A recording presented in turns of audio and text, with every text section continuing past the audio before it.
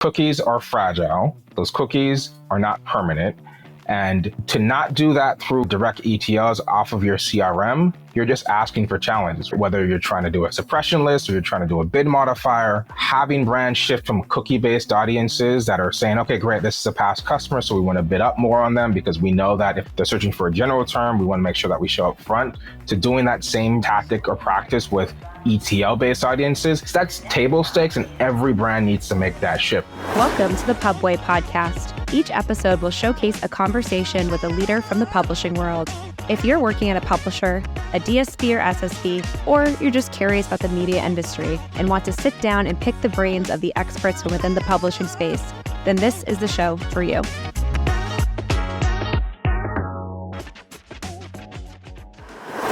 Hello, and welcome to the Pubway podcast. My name is Tina Yanakino. And I'm Mike Villalobos. And in today's episode, we have a great pleasure of meeting with an old friend, Nee, who I've worked with for more than 10 years. We're going to be talking about how to strategically plan in an ever-changing landscape within advertising, but also the implications of innovation, which he has a vast knowledge around, and excited to dig into it more with him. Yes, and it's our pleasure to officially introduce Nia Henna, who is the Chief Strategy Officer at Tenuity, to talk about all these exciting topics. And Nia, thank you so much for joining us. I would love for you to maybe start with a bit about your background for our audience to properly set up the conversation. Awesome. Great to be here, Tina and Mike. So my name is Nia Henna. I'm the Chief Strategy Officer at Tenuity.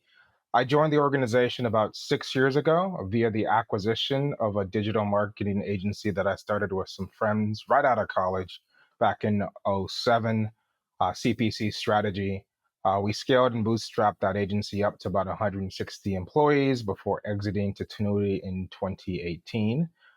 Post-exit, we were really focused, post-exit and post kind of integration, really focused on three things for Tenuity. One is data and data strategy. Second is partnerships, and last is corporate development. And just to characterize Tenuity for those that are unfamiliar, Tenuity is a performance marketing firm based here in the US, over about 1,000 employees, manage about $3.5 billion in media spend, primarily in retail, but we do have clients across the entire spectrum. So we work with both the walled gardens as well as the open web, helping brands drive to performance goals, whether that's ROI, market share, or whatever KPI brands are looking to drive. So excited to be here. Glad to have you, man. And I mean, I remember when we first started working together, again, 10 years ago, it was a very different landscape.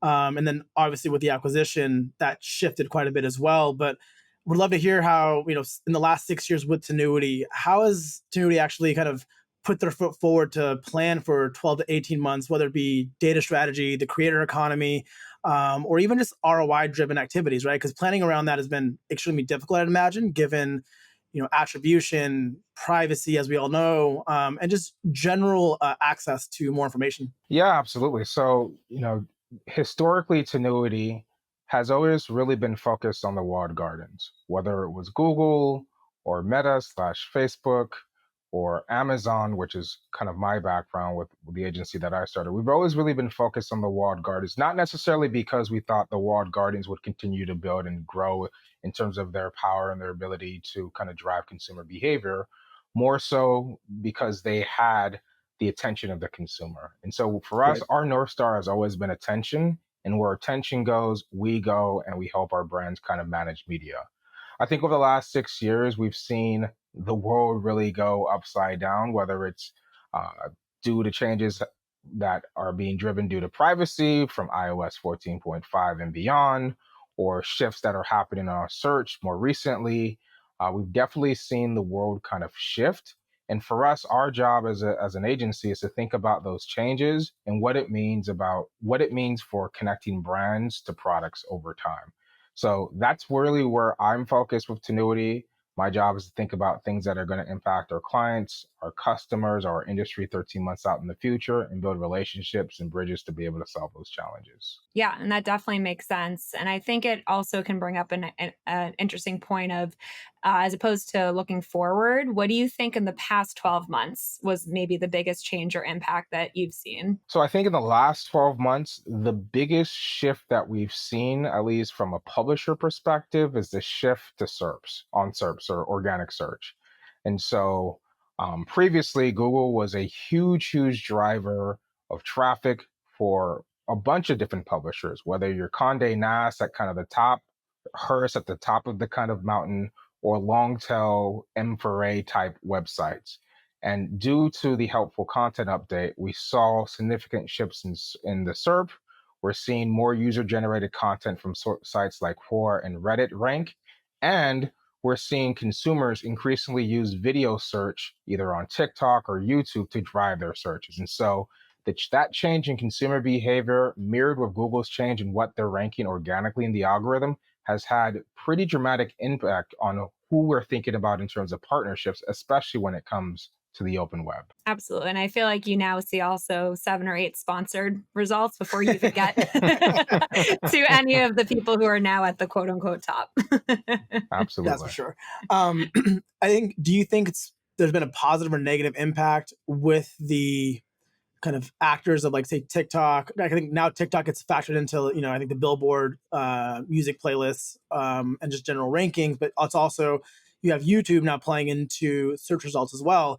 Do you think it's a negative impact, positive impact, TBD? I mean, at the end of the day, we whether it's positive or negative for both publishers and advertisers, it doesn't Yeah. matter, right? We need to accept the Okay. fact that that's where consumer behavior is gone, right? If the average Yeah. consumer is using TikTok 2 hours a day, and you as a brand have no organic presence there, no creator presence there, no paid presence there, or you're there but you're not able to participate in the conversation because you don't have the video assets, you're not agile, you're not tracking the trends, that's probably the opportunity that you're going to have to close, otherwise somebody else is going to take advantage of it. And so I try not to assign positives or negatives to what's happening with the ecosystem. I think our job as both agency professionals and marketing professionals is to kind of take a step back and ask ourselves a question: if this is where consumer behavior is going, what does that mean for me? What does that mean for my brand? And how can we continue to tell a story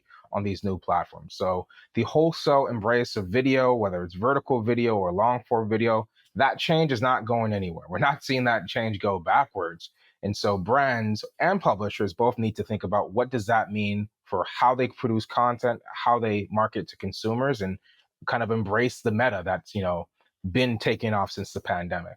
Absolutely. And do you happen to have one idea or nugget of a thought of how that evolution might take place, maybe relating to search or performance advertising in particular? Yeah, I mean, we've already seen TikTok start to embrace search ads in their SERPs. And so it's possible today to be able to buy keywords on TikTok. I think that's in a closed pilot right now.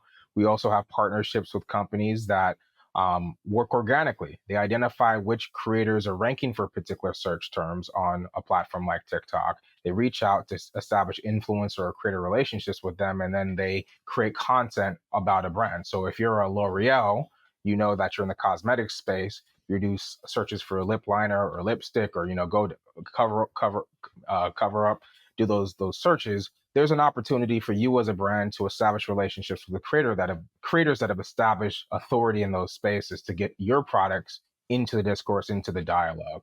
And again, that's a shift, right? Before, this might have been a publisher relationship. Maybe you were going to reach out to a Condé Nast publisher to get your products, reviewed. If that meta now is creators that are on video, you have to kind of adapt as an advertiser to be able to be where the conversation is taking place. And it's so fascinating to see how people have almost become their own publisher networks or their own publishers. And it can go anything from someone who's just really niche within, like, home cooking, and they have, like, say a mid-sized following or a small size, but a very powerful following, through to someone who has just massive scale. Because you've dealt with so many different variants of brands, I know it's from direct to consumer upwards to, Fortune 500 brands. Do you feel that there's been an adoption curve that needed to take place of, okay, wrap my head around going from publisher to people, or just generally a new kind of creator economy approach?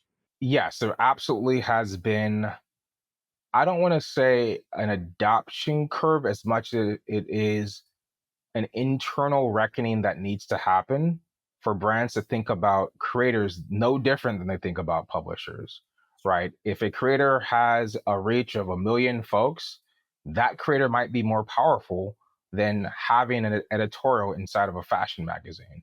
And if that's where the conversations are happening, if that's where the connections are happening, if that's where the excitement is, ensuring that creators don't become this small thing in the organization that a small team deals with, and kind of bringing that closer to kind of your overall marketing strategy is going to be a huge part of driving influence on platforms and ensuring that you can kind of break through.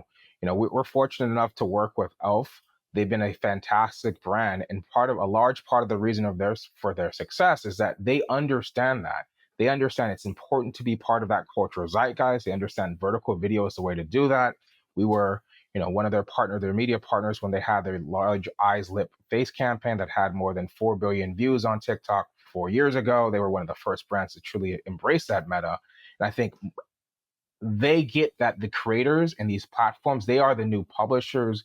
The video and getting participation across a long tail of creators is really what drives kind of the culture forward. And so, yeah, I think it's shifting the mindset to say, these are traditional publishers or creators, or traditional publishers, and here are new creators, and understanding that they all kind of exist in the same area. They're all focused on attention, and depending on what you're selling or what you're producing, you need to decide on what that right mix in. And it shouldn't be two separate teams that are thinking about that. There is still a place for editorial, there is still a place for advertorial, but at the same time, depending on who you're selling to and depending on those demographics, you have to have creators in that mix as well. I think too, we've all seen in the news all of the media, excuse me, all the media investments and that have been made towards especially like multicultural marketing. And when you think about traditional publishers and creators might not have the scale to activate those investments, but publishers do. Some publishers seem to be working with creators to maybe help leverage that scale. Have you worked in any of those situations? We haven't, but I'm actually pretty surprised to not see more publishers lean into that, right? If publishers are already the nexus where brands go to be able to activate media, it would behoove them not to create a creator network. I've seen some headlines that have kind of come across around this, but it would behoove them not to create a creator network of creators that kind of augment and extend that range. And that's something that we've started to see here and there. I can't remember the tour comp. I think Complex is doing something like that. There's another publisher that's doing something similar, but I would love to see more publishers kind of embrace that, because again, they're the nexus, right? Brands are going to the publishers first because that's where those relationships typically have existed. To your point, creators don't necessarily have the reach. Maybe one or two do, but if you can kind of bundle together creators in terms of like this augmented brand or this augmented publisher service, that could be a very powerful way for publishers to stay relevant as we kind of embrace, as consumers continue to embrace the video, vertical video as their primary meta way of consuming kind of entertainment and education. I couldn't agree more, honestly. I just feel like sometimes we get so stuck in kind of the siloed view of what we think one channel should be, but in reality, I think the average marketer has between 12 and 13 different channels activated at one time, and they should be working in concert versus just in these silos that they're kind of looking at within Google Analytics to see if they're working or not. Speaking of Google Analytics, though, on the ROI front, anecdotally, I have seen that creators do tend to drive better kind of like last click action just because there's more of a trusted connection there, usually from someone that you're following. Are you seeing the same thing on your end as well, as kind of creator marketing taking off more for ROI/attribution based measurement? I still think we're in the early stages of that. I mean, the platforms don't necessarily make it easy to drive traffic off site. And so just by that measure, it becomes challenging to have UTMs or last click attribution associated with your creator campaigns. That said, we've seen brands build their businesses off the backs of creators, right? Whether you're talking about Shein or Fashion Nova, you go down the list. Obviously, these brands are driving through the zeitgeist, seeding content, seeding products with these creators, and creating large enterprises. To date, I haven't seen huge. I haven't seen many platforms to help to answer the attribution question, especially when it comes to last click.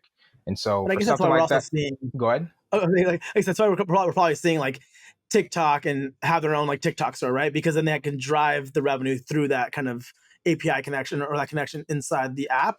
Also with like Instagram Shop, etc. Yeah, and I think that's where the platforms TikTok and Instagram, they're launching their own storefronts, and that's probably a huge part of the reason why they're doing that. But again, that takes interesting integrations, whether it's TikTok shops. Instagram stores have been around for 2.5, 3 years, and they haven't necessarily taken off. And so again, there's that change in consumer behavior. We know the attention is there. Is the consumer willing to go ahead and buy off the Instagram as a platform? And are you able to see enough attribution to continue that investment?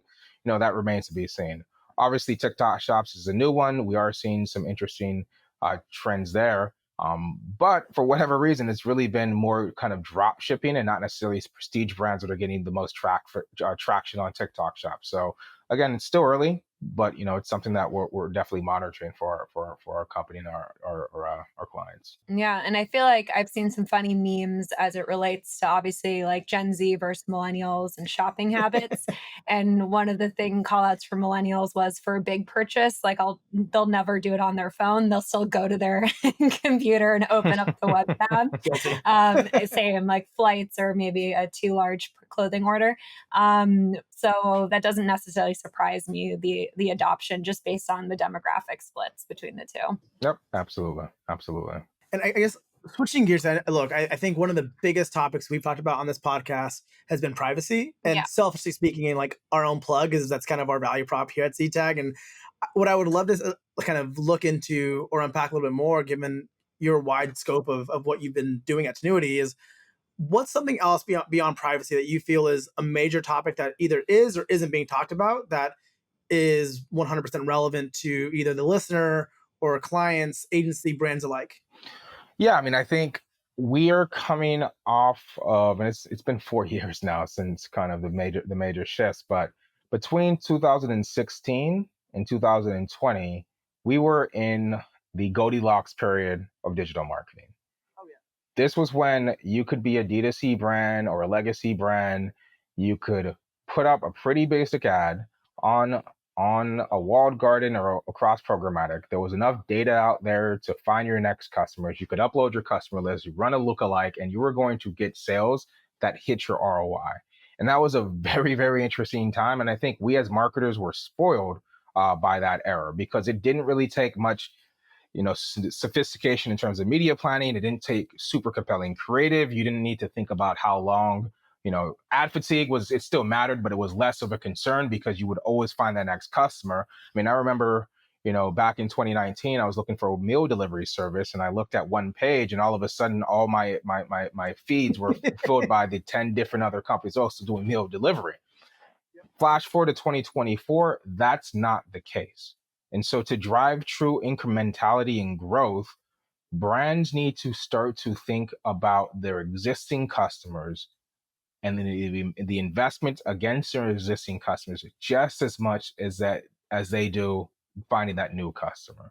And what I mean by that is really focusing and developing a true RFM practice within recency, frequency metrics, understanding that if it's going to be that much harder to find a net new customer, anything you can do to remarket, to connect, to have a conversation with an existing customer and get that customer to graduate in your maturity cohorts, to get that customer to buy again, to give that customer a compelling reason to have a connection with your brand, it's that much more important to do that today because the data isn't floating around the way as it used to be.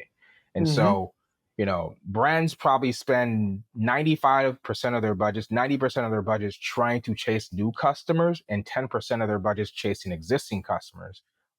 I feel strongly that that should be probably more of a 60-40.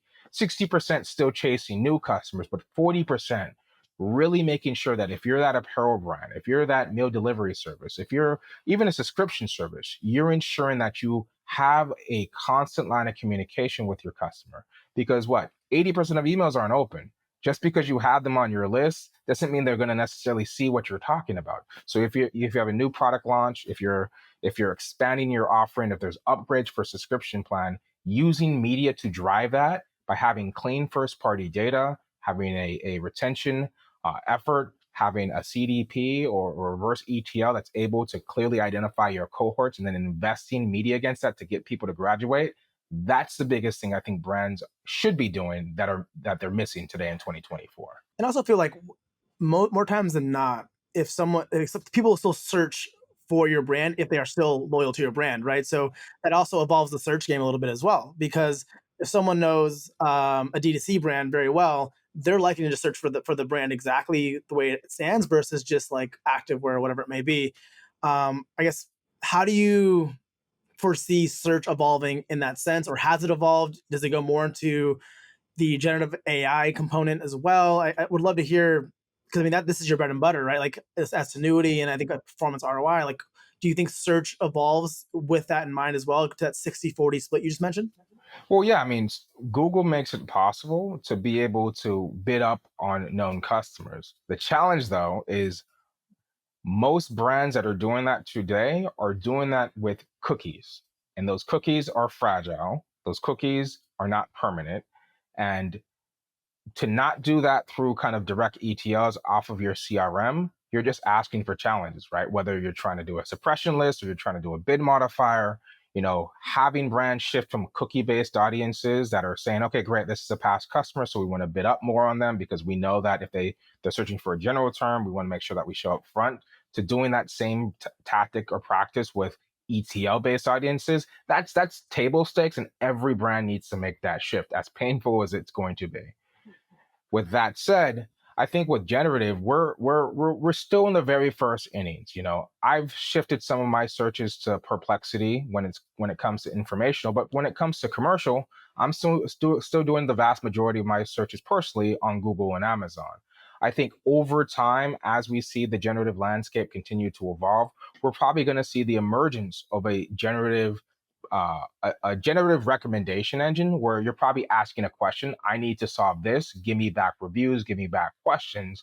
And depending on the type of content that comes back from those generative and that generative search, that's going to dictate what happens with search optimization. So right now, I think the biggest kind of disruption from generative search today is informational searches. We haven't really seen that shift on commercial searches, but it's only a matter of time before we see the emergence of kind of more commercial-oriented search engines that are using generative AI. I feel like I saw a commercial yesterday, even from Meta, debuting their kind of Meta AI within their platform, and I haven't seen it yet in my side, but it's going to be interesting to see how they start kind of spoon feeding us different snippets to try to dictate our experience. As we know, the algorithm will kind of change user to user, unfortunately, which kind of brings me to my next question, kind of going back to TikTok and the walled gardens. Do you think that this spoon-fed content is affecting consumers for better, for worse? What kind of lack of control that we have and its kind of effect on us? Yeah, I mean, I think that advertising has always been about persuasion, whether it's newspapers, 100 years ago, TV from the 60s to the 2000s, to digital, to, social vertical engines. And, if you don't believe me, just look back at Fire Festival, right? People saw a compelling thing on a compelling festival on their phones. They took action, they booked, they got to a place and they were stuck on an island because they thought they were going to live, a paradise. And so, persuasion has always been part of just the consumerism in America or internationally. And so TikTok driving that, it just means you as a brand, you need to understand what it means to kind of break through on that platform. So again, I try not to assign kind of a positive negative to, those trends. It's more a question, okay, great. If this is happening, what do I have to do? What does my brand need to do to be able to best present itself in this new kind of meta or this new medium? I'd also advise anybody listening to never book the first of anything. You never want to be involved in year zero. Just gonna put that out there. 1,000% agree. That's exactly why I didn't go to the Vegas Grand Prix last year. Same. I saw it. I was like, that seems questionable. I'll let that go first. Absolutely.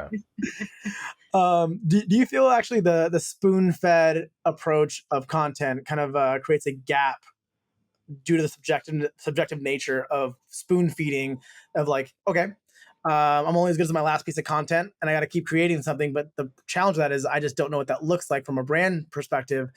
Do you think that is going to be a challenge that we're going to face in the next 6 to 12 months, something we can solve for? If so, how do we solve for it?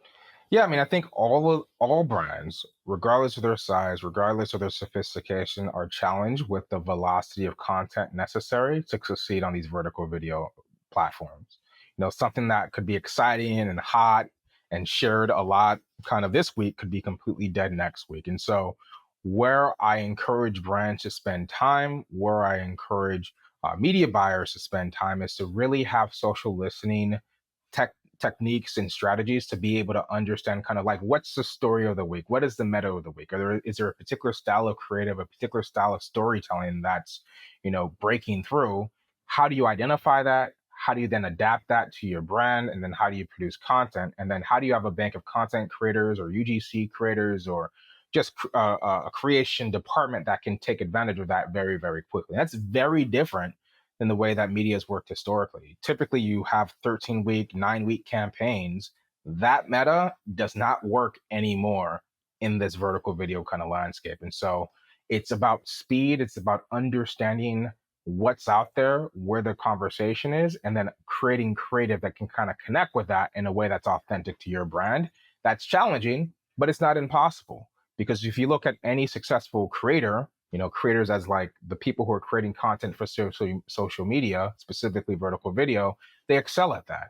So if you can have an individual excel at that, the question is, do you hire these people? Are these people part of your social team? Are these people part of your marketing team? How do you develop a framework around social listening and the production of content that allows you to move at the speed of vertical video? Yeah, being able to really capture on the cultural zeitgeist, as you mentioned before, is imperative for success, clearly, in these platforms. And there are a number of, we kind of touched on before, but there's companies like Group Black, there's She Media has Meaningful Marketplaces, Raptive, I think, has Remarkable Voices, if I'm remembering that program correctly. So I think the pooling of creators has begun, but I think we're still really far off from really making it scale effectively to be able to be as quick as we need it to be. Yeah, and I think that's the opportunity for both publishers and brands, right? Because we are sitting here, and I can name them. You have Sheen, you have Fashion Nova, you have a couple banging energy drinks. There's only a number of companies that really have been able to grow on the backs of vertical video.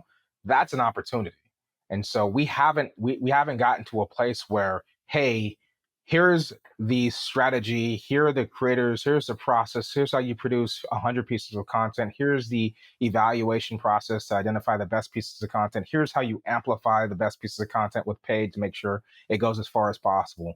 Because that's still theoretical, or it's not theoretical, because that's still kind of challenging for most brands. That means that there's an opportunity on the other side for the brands that are able to embrace that, to build that, and move at that speed. So it, as daunting as that sounds, it's an opportunity for the brands that really decide to lean in there, whether they're legacy or they're D2Cs or they're kind of completely platform native. Look, I could keep talking your ear off for the next probably 30 to 40 minutes. So I don't want to take up too much of your time or your day rather. But look, I've known you for, again, a decade, and I've always found you very insightful. What I'd love to kind of end this call on is, what's the best and worst advice you've ever received? Because it'll help our listeners and myself avoid those.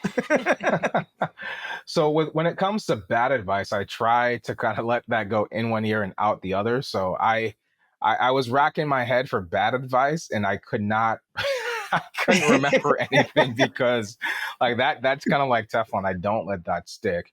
In terms of best advice, I have been fortunate to be surrounded by a lot of brilliant people throughout my career. So I've gotten a lot of good advice. I would say more recently, something that I heard off of a podcast that I love. Like, I love your guys' podcast, but my favorite podcast is the Acquired podcast, which they do like strategic breakdowns of businesses. Yeah, fair. But they interviewed Howard Schultz, the founder and former CEO of Starbucks. Yeah, and a quote that he kind of dropped on that podcast was the following, and I have it written down here. The worst thing that a company can do, like a sports team, is start playing defense because you're afraid to fail. That is a disease. If you start playing defense and don't have an offensive mindset, it's not going to go well. And I think over time that's happened at Starbucks. He's no longer the CEO there. Starbucks had a bad quarter, but that quote is super pertinent for our space in particular, given how quickly it changes.